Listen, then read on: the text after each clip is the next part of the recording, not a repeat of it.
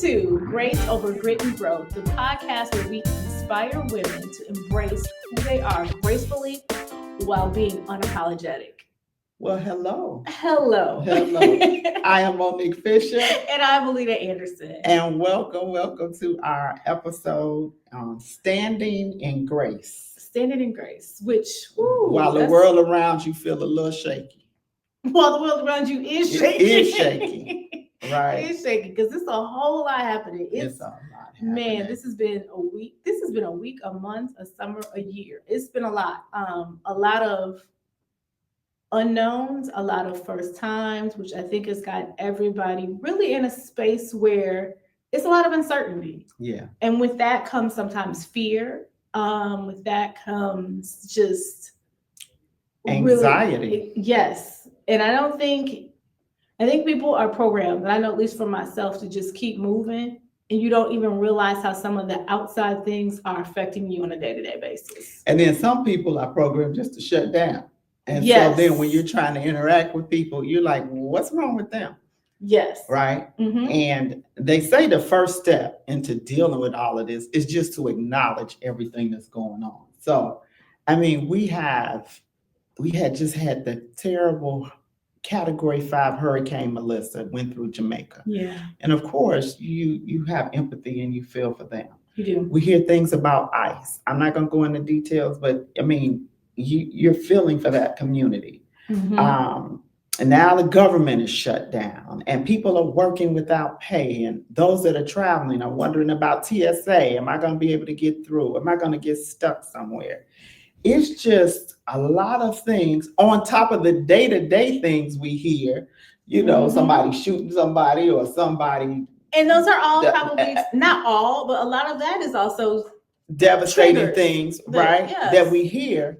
But now we have all this, a layer on top of that. Yes, certainly. So how do we bring it down? How do we stand in grace to be able to cope? Yes. Because you definitely have to turn off some of the noise, and like you said, and some of it is not even just if on an average everything is going a-okay day. There's still some things that may stress you out or they just kind of push you. But the thing I think that is difficult is that it seems like it's nonstop. Like every day there's something else, and it's like, okay, now there's, like you just mentioned, several things that have happened within the last 30 days.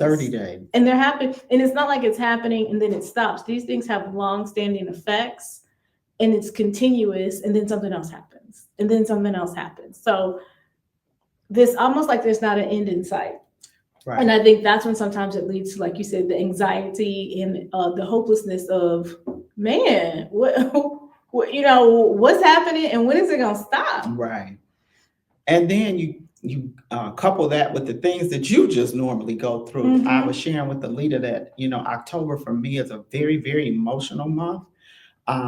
George and I both lost our parents in October, his mother at the beginning, mine at the end, but we got married in October. Mm-hmm. So we have these ebbs and flows, these highs and lows, right?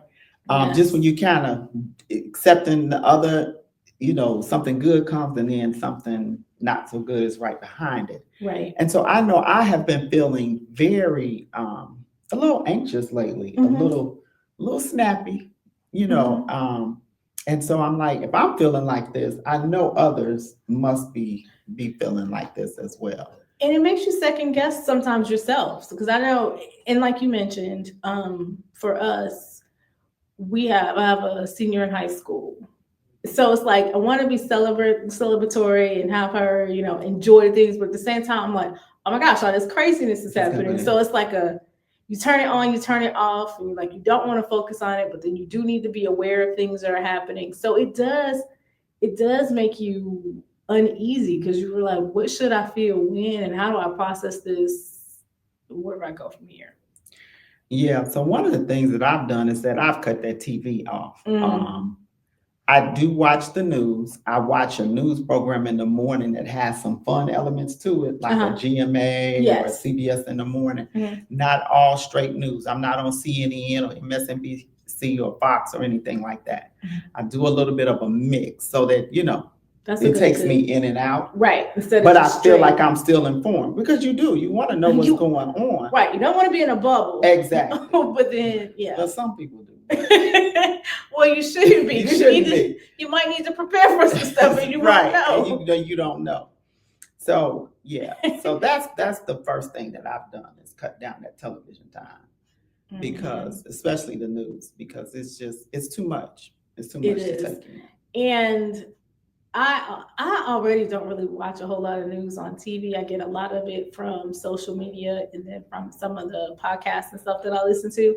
But for me, social media is some of the things that I would normally watch. I've tuned down where I don't have the notifications. I check in. The news shows that I do watch or listen to, serious. I'm listening to, Karen Hunter. The reason I like listening to some of the shows on the Urban Network on Sirius is because it does say what's going on, but then it also gives you the element of what can we do about it. Okay. So it's not just solution based. Yes, it's very solution based, and it's very like this is how you can get involved, and this is why some of these things are happening because some of the stuff is happening based on lack of decision or decisions that were made. And now we're feeling the repercussions of that. Okay. So what does that look like? So that kind of helps me not be just all doom and gloom of what's happening. Ooh, let me just tell you anything bad. Right. But also solutions of like, okay, this is happening, but what are some ways we can get through this? What can we do to prepare to make things better? And how do we move forward? Right. So that's helpful for me. And I've gone back to just listening to music more. Oh, yeah. I know I'm old school. I'll probably date myself, but I have playlists and stuff like that. I don't know what they do. I still got playlists. I don't know what folks do now.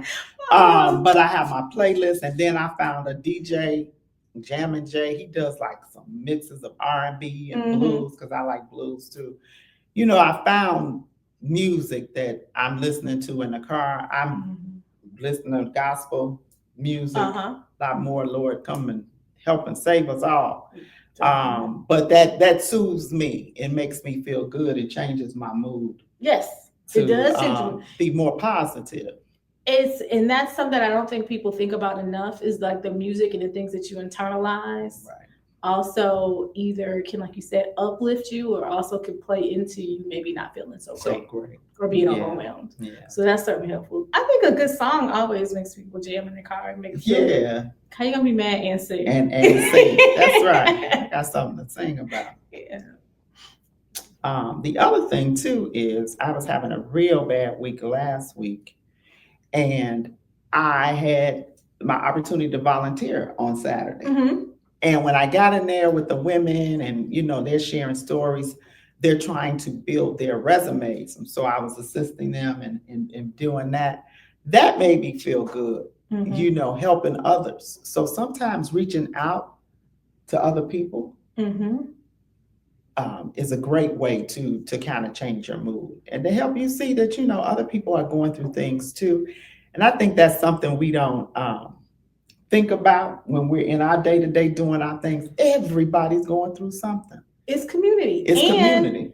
It also is, you don't know what someone's going through. Yes. So that person who may have snapped at you or cut you off in traffic or whatever else, you know, they could have been coming from a bad diagnosis from the doctor or somebody just lost their job. People, it's so much happening and so fast and in real time that I feel like you should just show everyone a little bit of grace. That's it. So because you just don't know what people are going through, and it's just a lot.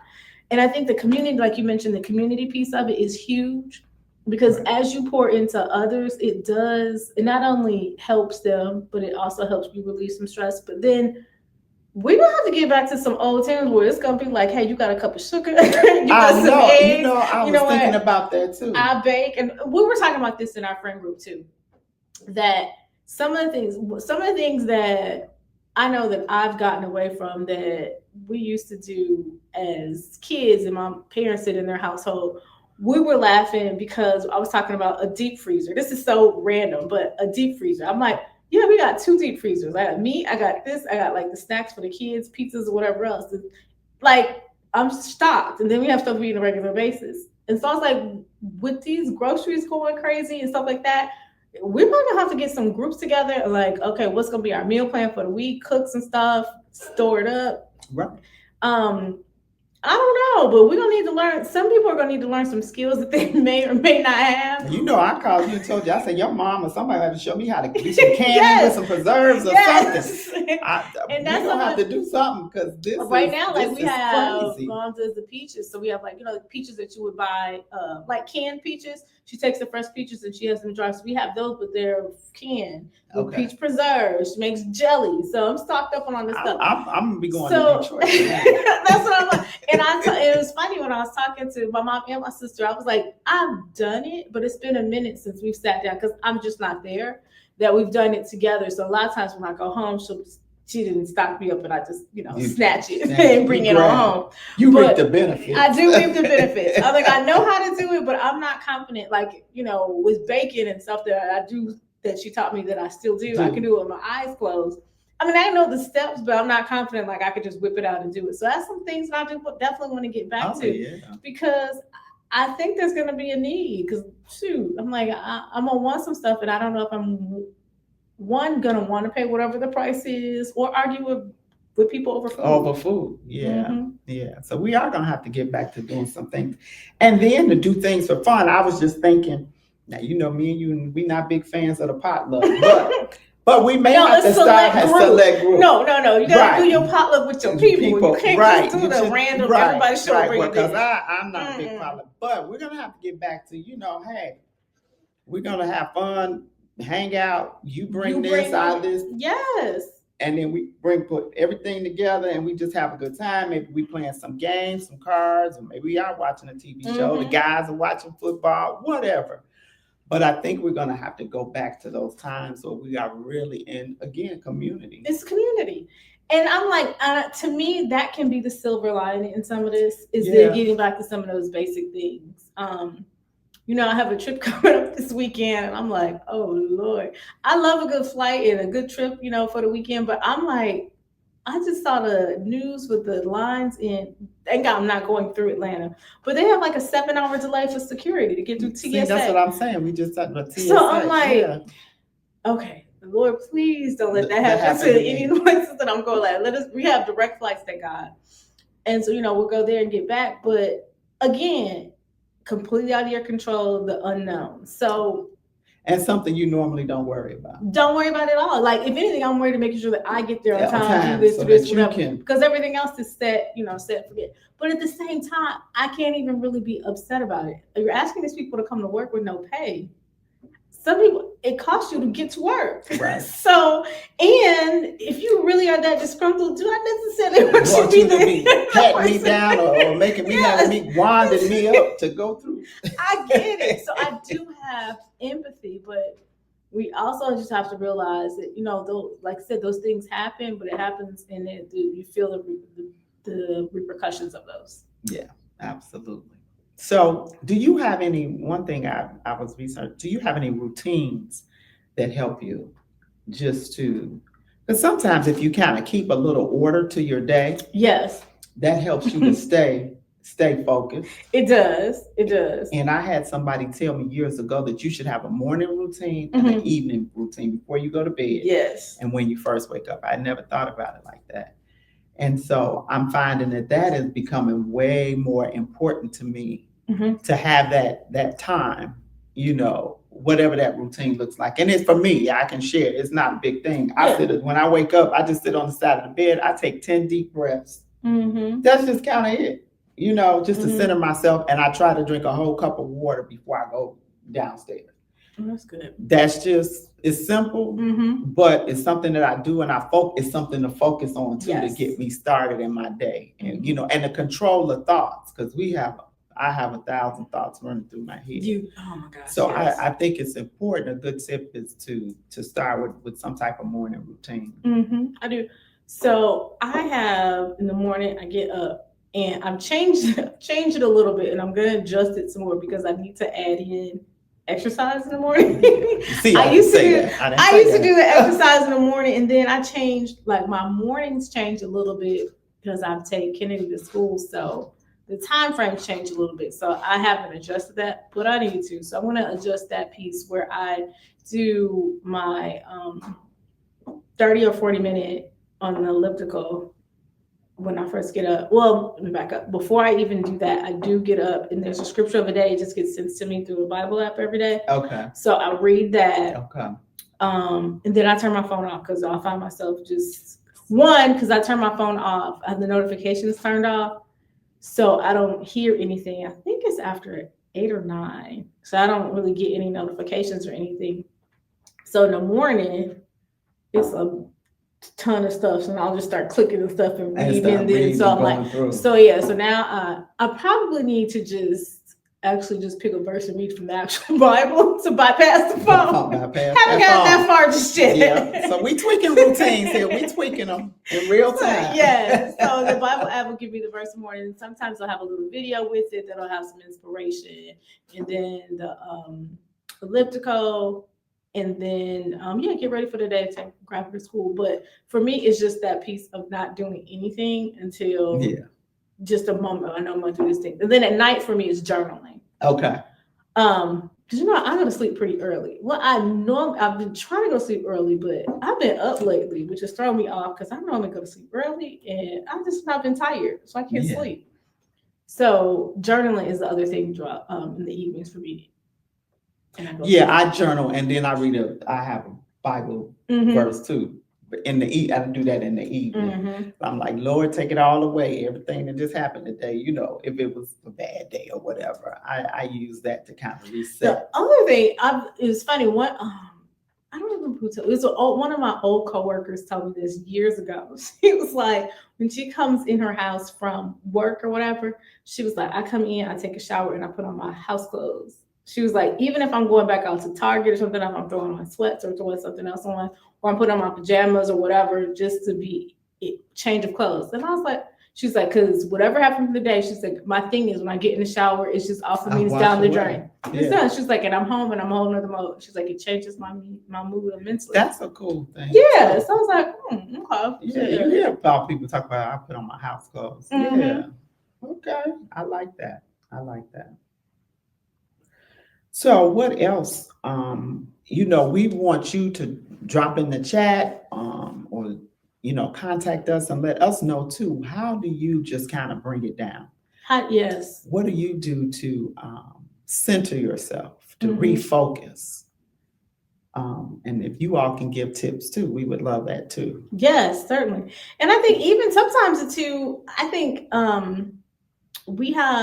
I got a few different group chats, but we have a couple where somebody will see something like a touching video or Bible verse, and they'll be like, this too, and so you just get a little bit inspirational in sharing those things. So the group of people that are around you, I think matters too. Yes. So absolutely.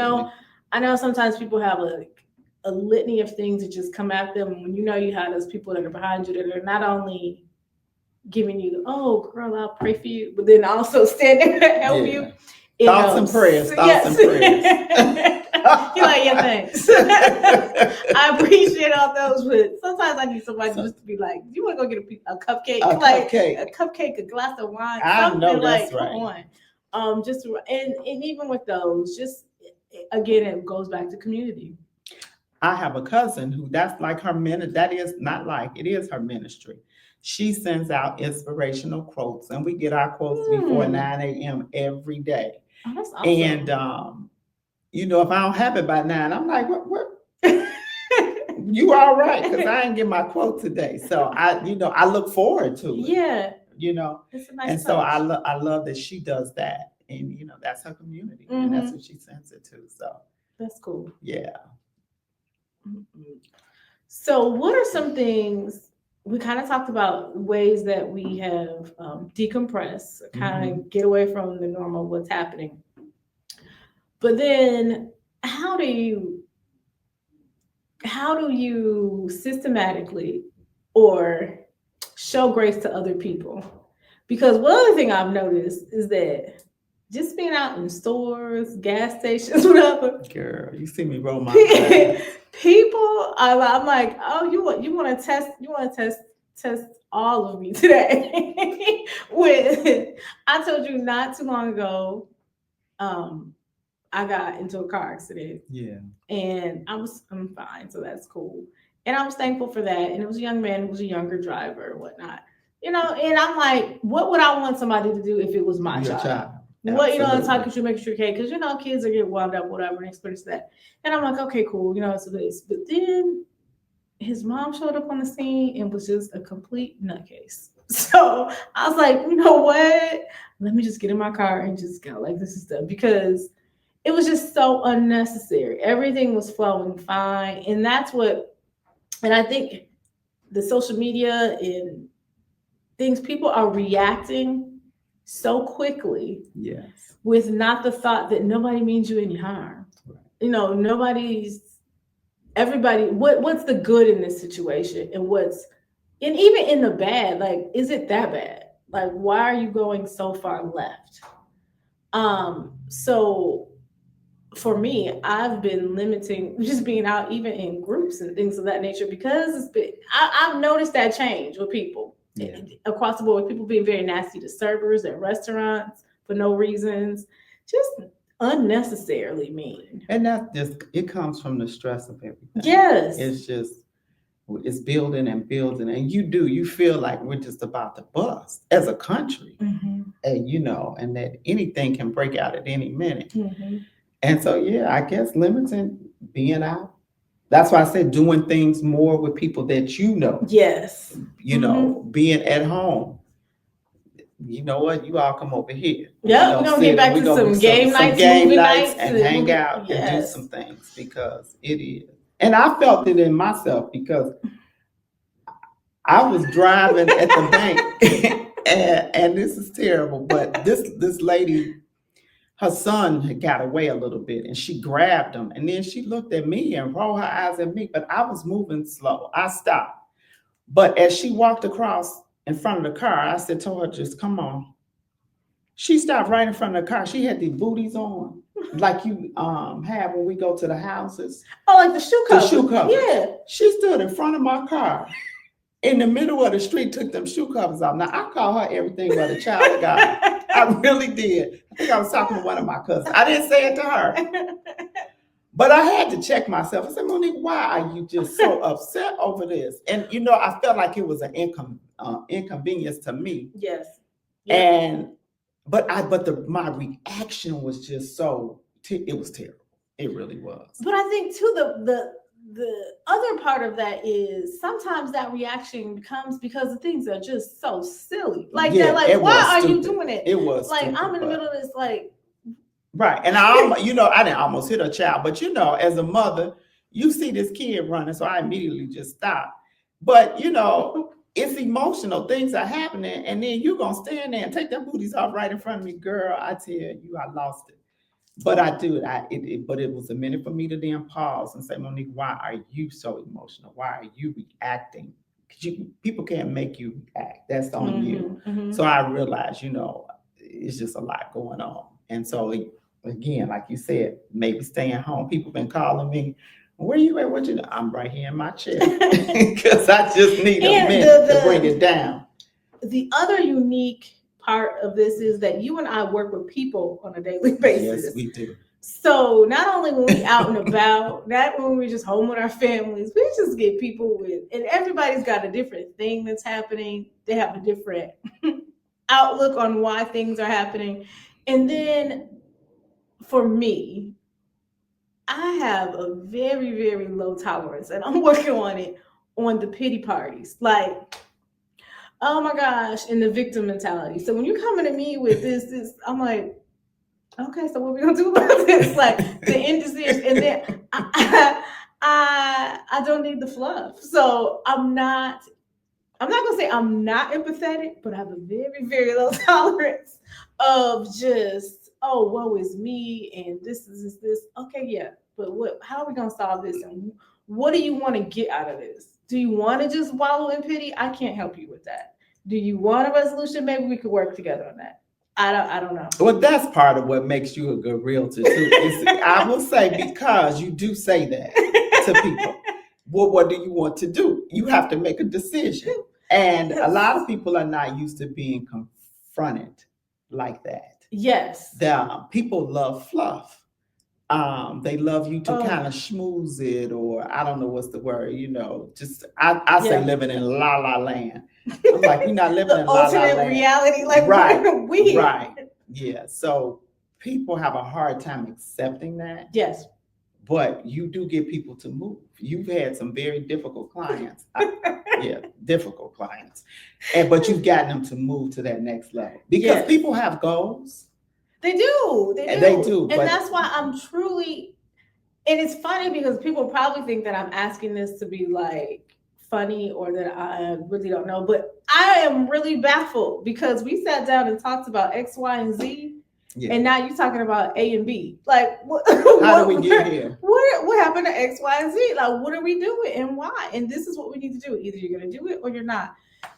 And that is draining. That It is is. those conversations is back and forth. It is draining. And just with this in general, with the climate of the market, with things going on and off the market, things happening to people that are out of their control, where stuff isn't closing, with losing jobs or whatever may happen. So all of that on our day to day is a lot. It is. And then like we talked about, just being out and about, having people, and then managing the people that are in our house or interacting with the people in our house. It just like turn it off. That's why I'm like, I don't need to go outside more than necessary. Yeah. So the other thing is that I'm taking 4 hours a week. Mhm. That's just called Monique time, and I'm I like actually that. scheduling it. Look And at it's called, you. You using that y'all calendar? better tell somebody about a Oh, calendar. Lord. I'm learning. And it's called Monique time. And I've just taken 4 hours just to, if I want to sit on the couch or if I want to go look at something, because I love Christmas, if I want to go to one of my stores and look, it's time for me to just to do whatever. I went yesterday and got a pedicure, so it's called Monique time. And I'm probably going to start scheduling 2 4 hours during the week just to bring it all down. Yeah, because you got to decompress to kind of just restart. Because if you just keep going and going, you be like, what in the world? Yeah. You will pop off. I will. Let me back up. I will pop off. I don't know what you will do. I will just explode because it's a lot. I'm like, so we'll see. I'm interested, and I'm already prepping myself to see how this travel is going to be. People in the airports and being held up. Yeah, because and then times everybody's then on 10, yeah, right? everybody. I So hope wanting their flights to go through, and if they don't, then they're fussing at the flight attendants, and all of that is out of their control too. completely. To be honest, it's nothing they can do. They can't get in the plane and No. and And make I it always fly. laugh because even if they do have the option of helping you, do you think yelling at them is gonna make them help you? No. Absolutely not. So No. you're doing all this yelling and screaming for what? Because even if they could help you or something comes through, they're not. You whatever you get or whatever you have, you're gonna be stuck with because now you've gotten on their nerves. Yeah. Let's see. We talked to go. The other thing too is we talked a little bit about the uncertainty, but also the letting go of control. So I think that is a big piece of it too, with control. Like I know, like we're just talking about even with travel. I know if I show up here, do this, and that, whatever. This is my itinerary, whatever else. What if it's not? Like, what if you do miss that flight and you can't get on? You can't do this. Like, what do you do? There's nothing you kind of have to just surrender control and let it hope, let the chips fall where they may, and hope it works out. And I think that's also. And that hit me this week. And I told a friend, God is in control. That is the only person. I think I'm in control of a lot of things, but I have had a couple of things hit me this week the past 2 weeks rather, that I am I learned I am not in control of anything. And so as much as I try to, predict things or plan things and see how things are going to follow through. And I think this is part of what happens, as you said, in chaos. It brings you all back. It's full circle. It brings you full circle. That I have faith. I believe in God. And I believe that's who controls my life. Yep. And sometimes we get a little out of pocket. And be like, let me just remind But you. he said, let me remind you Yes. of who I am and whose you are. Yes. And so I truly do believe that that's what some of these lessons are about for me. Oh, definitely. Definitely. Because a lot of times it's out of control. Like we were talking about the end of the year and this last quarter clients and stuff that's falling through. And I'm like, okay, what I'm going to do? And I'm like, I don't know. But what I am not going to do, I'm not going to stop. I'm not going to sit still. I'm going to keep moving. And then, Lord, however you want this to happen, let the chips fall where they may. I'm just going to keep pushing. And I know that, you got me. And I think that's part of it is to just be able to, it's one thing, it's one thing to be like, when everything is going so good, to be like, oh, God is great. Yeah. God is good, whatever. Right. But when you like, hello, do you hear me? Yeah, like, I am here. Me? What is going on? Do you see all this is happening around me? Like, what is going on? To know that you're covered. But that is something that the internal peace and not having to, I won't say not worry, but you're concerned, but knowing that you have no control of the outcome and that just know that it's going to be okay. Right. That it may not look, because a lot of times what I've learned is that the results or the end where you end up at may not be how you got there, may not be the path that you thought you would take to get there. You would take to get there. So you don't know what that is. So you just trust that whatever is for you, and whatever path God wants you to be on is what's going to be. And that requires for you, like we said, to sit down and just be a little quiet sometimes, to listen, to have some discernment, and to be okay with just not knowing. And that can be uncomfortable. And that is very uncomfortable. Mm-hmm. So just not, that control piece. Because at the end of the day, like we are not in control. Because I won't even get into politics because I'm like, what in the world? Like, what is happening? How? But those are some of the things that, and even if you look at some of the stories in the Bible to see, what it didn't happen in a way that people even thought was possible. So just because you don't see how it's going to happen or end or how it could work for your good doesn't mean that it can't or that it won't. You know what popped in my head when I lost my job, and I was telling the kids, and I think I may have shared this before. Kyle was maybe 4 or 5, so Chris was about 9 or 10. And I was like, Mommy lost her job, but we're going to be okay. And Kyle was like, are we going to be able to eat? I said, yes, we will be able to eat. He was like, all right then. What you telling me all this extra for? I'm good. As long as I can eat, but I'm good. Oh, God. Good. So, a lot of times if you take it from a kid's perspective, right. We all right. As long as basic needs are met and we can do things, and we're good. Yeah. We're good. And sometimes when you say basic needs, I mean so basic. So, you know what? I woke up this morning. I was able to choose. Like, no, I may not have went on that shopping spree and got the newest whatever else. But guess what? I had a closet to go through and choose multiple things that I could put on my body today. So, there's so many things when you just stop. And I think that's part of journaling, the gratefulness. It grounds you into being okay with where you are. Not saying that, if you have more, if you do something different, it's bad. But I think in order to grow or do anything, you have to appreciate where you currently are and be grateful and, help others. It's all part of that journey. Well, I have little thank yous. I'm like, oh, Lord, I got in the shower and got out. I ain't fall. I mean, just simple stuff. Just thank you, Lord. I love it. So I thought about, I don't remember what happened. It was something last week, and I was fussing at the kids about, you know what? I don't want you all to be, I was like, I don't want you all to be incompetent adults. You need to pay attention and do this. And they were like, but Mom, we really need to, I don't even remember what it was, but I was like, no, you need to be able to do this and do it well. So I just laughed, and Candy was like, Mom, you just really got to be thankful. She was like, we are respectful children that appreciate you and all the things that you and Dad do for us. We don't give you no problems. She was like, why are you so mad at us? And I was just like, I don't know. But it was funny because it did make me pause, like, it's not a big deal. I mean, to me in the moment, I was just mad at them for not doing whatever it is that you wanted them to do. Yeah. But it's like taking that step back to be able to even laugh and joke with you all and be like, you know what, I want you to do more and this and that. That it is, okay, you're gonna learn and grow. Yeah. And you know what I think too, Alita, we were different type of kids.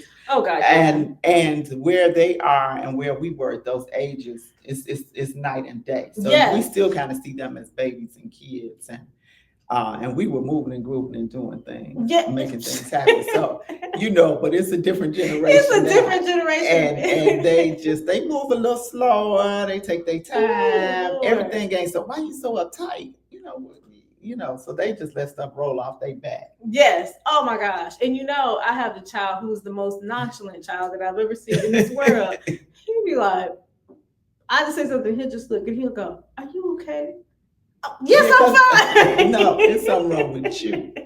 So yeah. So it's. But you know what, Alita? I wonder what things that would be good to talk to some young people about too. I wonder what they're feeling in all of this and seeing this, because that generation too, they are very inclusive. Yes. And so to see different ethnic groups and different people, being treated badly, I'm sure that affects them as well. It does. And like they do at their school, at her school, they have every third Thursday, I believe it is a half a day. They do different institution days for the teachers. Okay. So it's a set day every month and you know what it is. But the last one, they were talking about what happens when ICE shows up at the school. Wow. And how do we protect the kids? And what do you do? So I was like, oh my gosh. And what happens if the parents or family are detained and how does that work? So those topics that those things need to be discussed, but then it's like, it reminds me of back when they started doing the school shooting drills. That's what I thought of. Who would think that you would do a drill? I remember doing the fire drills for the tornado. You go to sitting in basement, sitting in the hallway. Yes. Tossing your head down. That's the only drill I know. Yes. So I can't imagine the reality of that too. So you're right. It does. It does affect them. And so we have to give them some grace. Oh, certainly. Yeah. So I think a takeaway from all of this is that, protecting your peace is not passive. It's something that you have to actively do, right? We have to go out, we do routines or dial back on the news, whatever we need to do. There's actions that need to be taken to protect our peace. And one thing that we didn't touch on is that sometimes you just need to, maybe you don't have anybody to talk to or outlets. Therapy is okay. Yeah. If you need to just talk to some people to get some things off, because the other thing we're seeing a higher, the levels of depression increase. Yes. So don't just leave it all bottled up. It's okay if you do need to seek therapy. Medical assistance with it. So I wanted to talk. We've been talking about grace this whole time, and of course, we're Grace Over Grit and Growth. I wanted to share this acronym that I found for grace. So it is G is for the generosity, the will to do something more for others. R is respect, the dignity of life and of work. A is action, the mechanism for change. C is compassion, which is a concern for others. And E is energy, the spirit that catalyzes us to move.